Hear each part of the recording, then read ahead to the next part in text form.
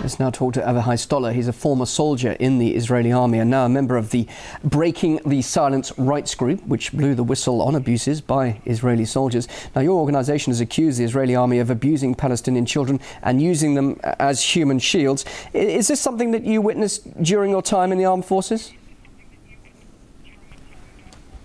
First of all, yeah. I mean, I served a few years ago, but one of the examples that I can think of was that in one of the raid operations that we had, that we basically invaded the Palestinian town in south to the city of Hebron, children started throwing stones at us. So at some point we picked a random kid that didn't even necessarily throw stones at us and used him as a shield so that the stones that were being thrown by his friends or by his supposed friends would hit him instead of us. We were hoping that that would stop him somehow, that would stop his friends from throwing stones. Obviously it didn't help and he just got injured in the occasion.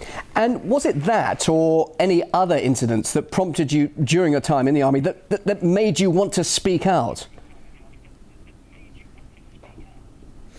Well, I have to say that when it comes to children, I mean, as you can witness from the testimonies that we published and from my own experiences as a soldier, I have to say that the main point here is that there is no real distinction when it comes to the treatment between adults and children. The treatment in the end is basically the same. I mean, for example, we were doing constant arrest operations throughout the West Bank, arresting I don't know how many people, on a nightly basis. And many of the people that we were arresting were either children or teenagers that in most occasions we didn't even know why they were being arrested for. And many of those children, by the way, were afterwards beaten up on the way back to base. And do you think you'll be able to change the attitude with your organisation, Breaking the Silence rights group? Do you think you'll have an impact on soldiers' actions in the future now? No. Well, I have to say that Breaking the Silence aim is not to educate the army and not to be, some kind of military police. Our aim is to basically tell our stories so the public, the Israeli public that sends us, to the West Bank or to missions of this kind, would basically know what's happening, on the day-to-day reality of occupation, of military occupation. Because in the end, it's a political decision to maintain this reality, and we're trying to make the public understand that there is no way of doing this in a moral way. It's not about education, it's not about proper conduct, it's about the fact that military occupation is immoral by definition, and children, I guess, are a big part of the people who get hurt and victimized in this reality. So you want to educate the Israeli public. What sort of image does the army have among the public in your country? I think that if there is one thing that Israelis think when they think about the army is this almost a mantra here, that we have the most moral army in the world.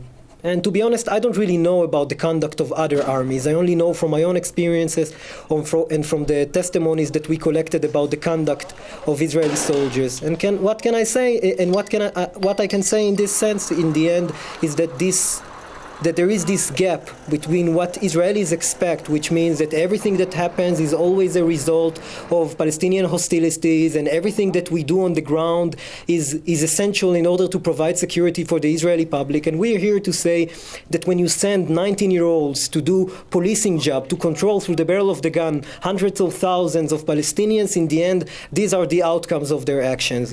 This is the outcomes of a military occupation. Just briefly, Israel has also blocked... That's what we're coming to show the Israeli public. Sure, and therefore, the idea of stopping humanitarian aid, I'm going to ask you the question about Israel blocking pro-Palestinian activists from bringing school supplies into the West Bank. Why would they want to stop humanitarian aid? And that sort of action, what does that do for Israel's reputation? Well, I think it's less about stopping humanitarian help to Palestinians and more about trying to block the outside world, if it's Israelis or if it's people from the international community, from actually seeing and exposing the day-to-day reality that exists there. I think that's the main reason why the Israeli government is doing everything it can, first of all, to silence organizations like my own, like Breaking the Silence, and stopping international activists from reaching the West Bank and assisting the Palestinians there. That, I think, is the main reason why they're stopping there. And what is it doing to the Israeli reputation? It's definitely not helping it. But I think that Israel's problem is not a foreign relations problem. It's not about, how we, present ourselves to the world. It's the political reality that in many ways we decide to eternalize, and the way that in the end it's implemented on the ground. Good to talk to you, Avihai. Very interesting to hear your perspective. Avihai Stoller, former soldier in the Israeli army and now member of Breaking the Silence Rights Group there in Jerusalem. Thank you for your time.